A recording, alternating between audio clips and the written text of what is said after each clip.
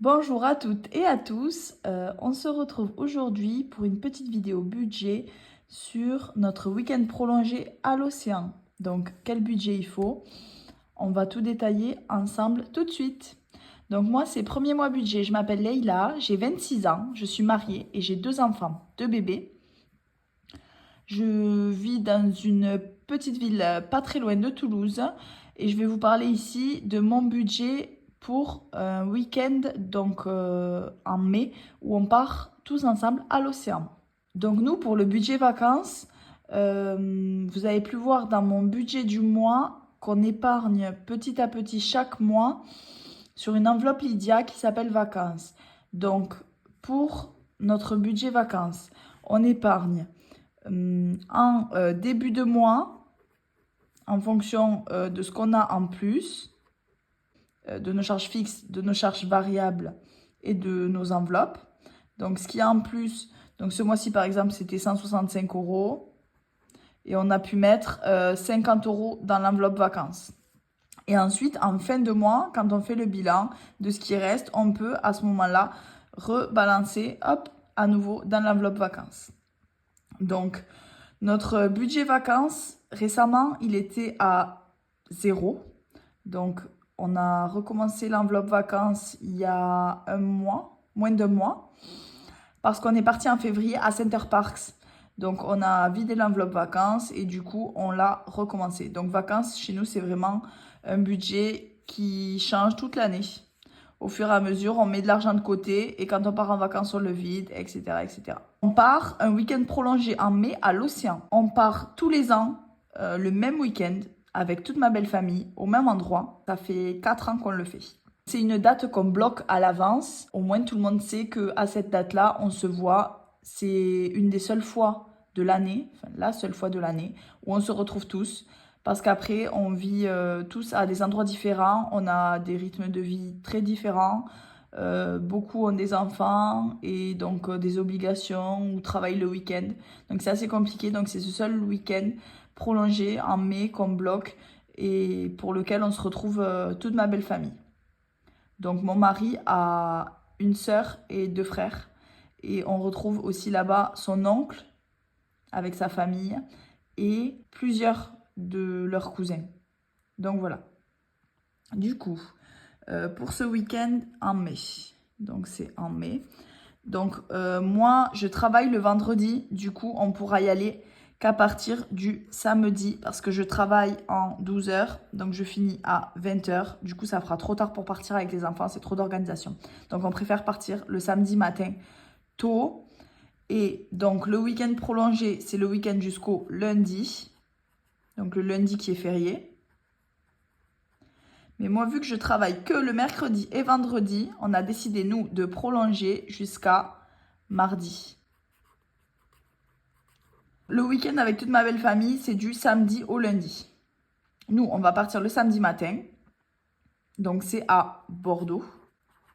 Enfin, juste à côté de Bordeaux. À Bordeaux, même, il n'y a pas l'océan. C'est à 1 heure de Bordeaux, mais bon, on va dire que c'est à peu près vers Bordeaux. Le samedi matin, on part de chez nous. On fait la route. On arrivera vers là-bas le midi, je pense. On y reste avec ma belle famille jusqu'au lundi. Le lundi, ma belle famille, chacun part à des horaires différents en fonction de là où est-ce qu'il habite. Nous, on a choisi du coup de prolonger jusqu'au mardi. Mais avec les enfants, c'est un petit peu d'organisation. Donc, ce qu'on fait, c'est qu'en fait, on va juste rester, bien profiter de l'océan et de tout ce qu'il y a à côté jusqu'au lundi soir. Et en fait, le lundi soir, on a pris un logement et ensuite, on reprendra la route le mardi pour rentrer chez nous.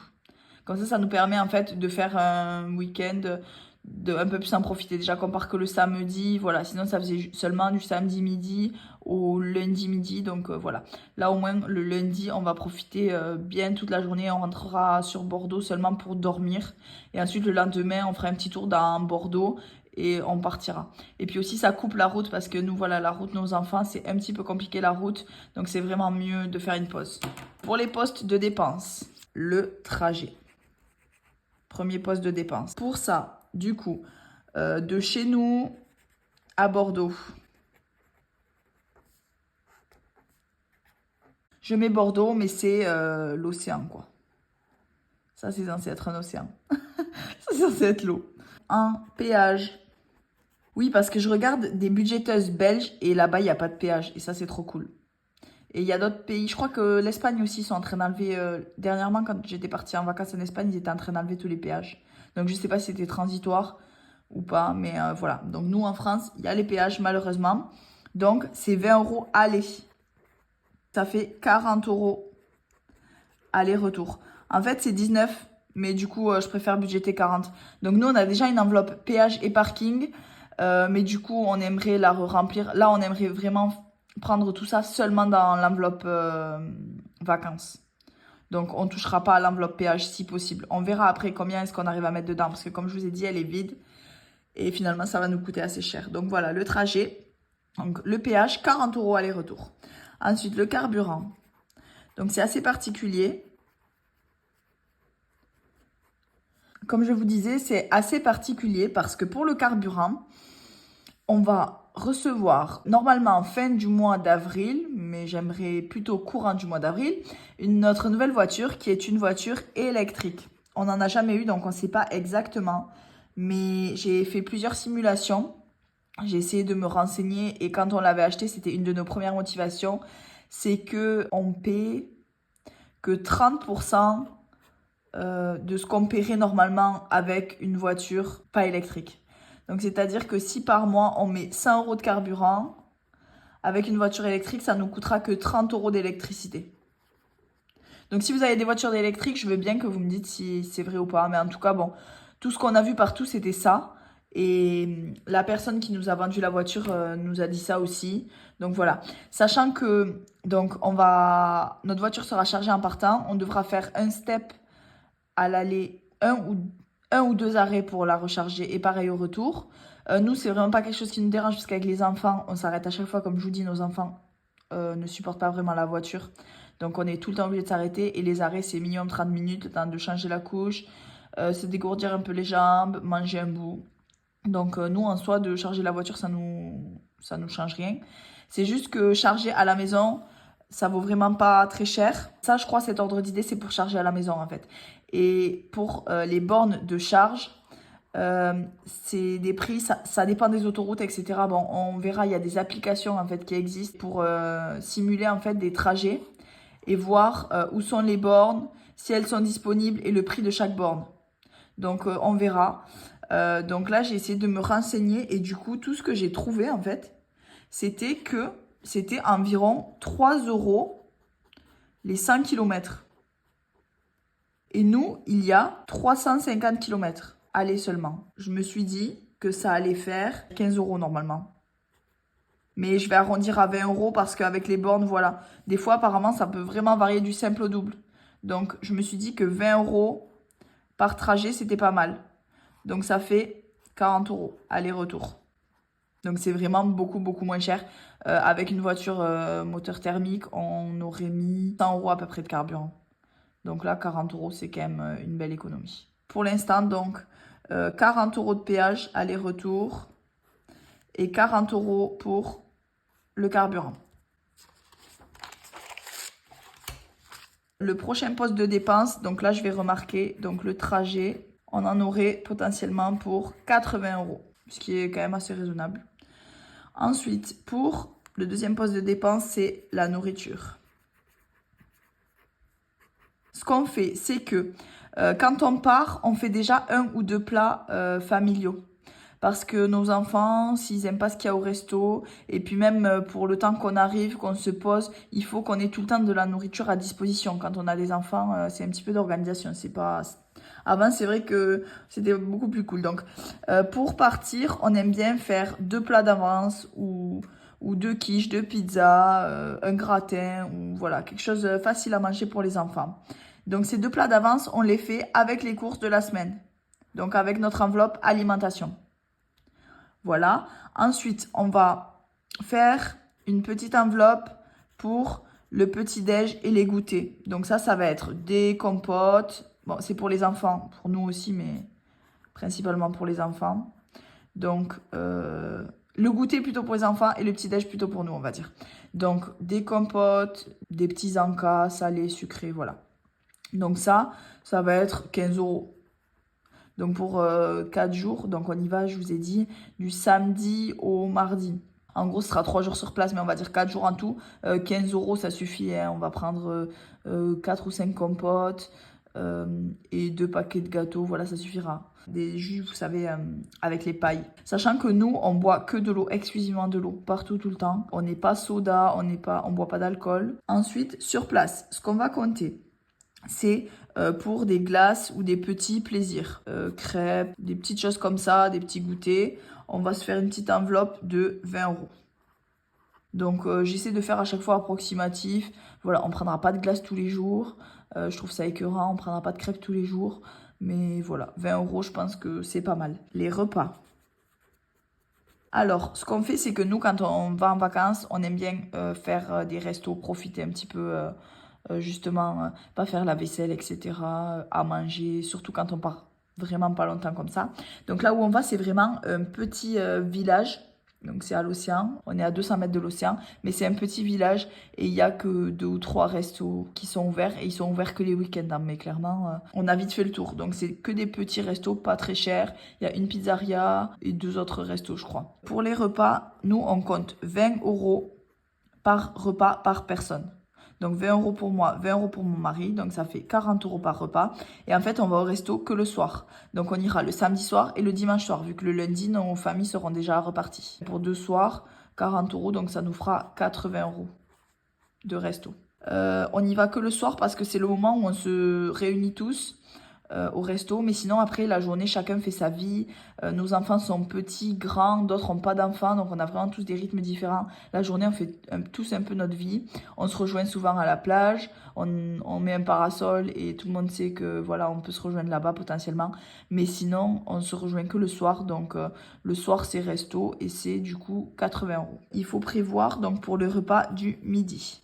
Le repas du midi, ce sera plus des choses à emporter, où on se fera des sandwichs, où on achètera une petite barquette de frites. Rien de très organisé. Et du coup, là, on va budgéter plutôt 10 euros par personne. Donc 10 euros pour moi, 10 euros pour mon mari, ça fait 20 euros. Sachant que les enfants, en fait, ils picorent dans nos assiettes. On ne prend même pas de menu enfant parce que c'est tout le temps des trucs vraiment pas fous. Donc voilà, donc ça fait 20 euros par midi. Et là, par contre, des midis, il y en aura 4. Donc il y aura le samedi midi, dimanche midi, lundi midi et mardi midi. Donc 20 euros x 4. Et du coup, là, ça fait à nouveau 80. Et là, on va se prévoir une petite marge de sécurité entre ça et ça, au cas où.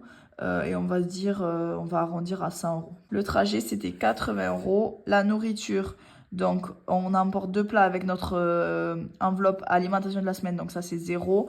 Le goûter, environ 15 euros. Les glaces, 20 euros. Le resto pour seulement le soir, 80 euros. Et pour les repas plutôt du midi, ça sera 100 euros, vu qu'il y aura 4 repas de midi. Donc notre enveloppe nourriture, ça sera celle-ci. Ça, plus ça, plus ça, plus ça. Donc voilà.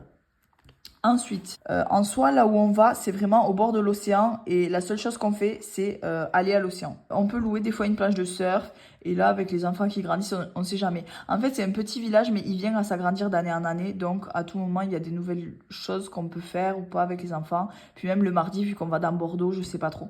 Donc voilà, on va prévoir 50 euros pour les loisirs. Du coup, ça nous permettra de louer une plage de surf pour mon mari et moi. Et ensuite, repas tonton. Il n'y a pas de budget lié à l'hébergement pour l'instant, je ne vous ai pas détaillé. Parce qu'en fait, c'est l'oncle donc de mon mari qui a une maison de vacances là-bas. Et en fait, c'est lui qui fait l'effort de nous rassembler chaque année. Et vraiment, ça nous fait super plaisir hein, de tous nous voir parce que c'est tellement rare. Lui a sa maison, vraiment au bord de l'océan. Et en fait, juste à côté, il y a un village vacances. Juste à côté de sa maison, il y a un village vacances. Et c'est pas un camping en fait, c'est des mobil-homes sur un terrain. Et il n'y a pas d'animation, c'est pas fermé, tout est ouvert, etc. C'est juste un village vacances. Ils nous louent à chacun des mobil-homes du village vacances. Donc en fait, on n'a rien à payer pour le week-end. Vraiment, ça lui fait plaisir de faire ça. Voilà, je vous dis, on le voit vraiment qu'une seule fois dans l'année. C'est quelqu'un qui compte hein, dans notre vie, qui est important, à qui on parle, etc., à qui on pense. Mais c'est notre petit cadeau de nous rejoindre à cet endroit-là. Repas tonton, c'est qu'en fait, du coup, c'est nous qui lui payons ses repas au resto avec sa femme et ses enfants. On met 60 euros parce qu'en fait, on paie tous ensemble pour leur rendre en gros. Ben, 60 euros, c'est vraiment pas grand chose, mais bon. Ça et ça, du coup, ça fera 110 euros. Hop, pour récapituler. 80 €. Ici, ça fait... 80. Donc ici, ça fait du coup 215, 80 et 110. 80 plus 215 plus 110. Tout ça, ça nous fera 405 €. Et la seule chose du coup à rajouter, c'est notre nuit du lundi soir sur Bordeaux qu'on va payer du coup dès maintenant. Je pense qu'on va prendre un Airbnb. Avant, on prenait des hôtels, mais là, depuis qu'on a 2 enfants, clairement, ils se réveillent tout le temps l'un l'autre. Donc, il faut absolument prendre 2 chambres séparées. Et on n'a pas envie d'aller à l'hôtel et d'être vraiment dans 2 chambres séparées à l'hôtel, quoi. On préfère être dans une maison ou dans un appart. Et ça, notre budget, de toute façon, dans Bordeaux, enfin, même si on va prendre en périphérie pour que ce soit moins cher et que, clairement, c'est vraiment que pour y faire une nuit, environ 100 €. Clairement, à moins, il y a des trucs pas foufou. Et après, le but, c'est pas de mettre trop cher. 100 € pour une nuit en semaine, enfin, un lundi soir, après un week-end, un long week-end. Mais je pense qu'on avait déjà regardé et il y avait ce qu'il fallait. On avait même trouvé un logement, mais je sais pas s'il est encore dispo, avec justement une borne de recharge pour notre voiture électrique. Donc voilà, du coup, en tout, on sera à 505 €. Dites-moi si vous trouvez que c'est beaucoup ou pas pour un week-end, sachant qu'au final, on n'a même pas l'hébergement vraiment à compter. Dites-moi ce que vous en pensez. Donc, pour l'instant, on a 150 €. On va rajouter nos primes Instant. Si vous ne connaissez pas Instant, c'est une appli de covoiturage avec 120 € de prime bonus. Et donc, mon mari et moi, ça fera 240 €. On a déjà débloqué, donc il y a une première prime au bout du premier trajet qui est de 25 €. Et ensuite, les 10 trajets supplémentaires, on a à nouveau une prime de 95 €.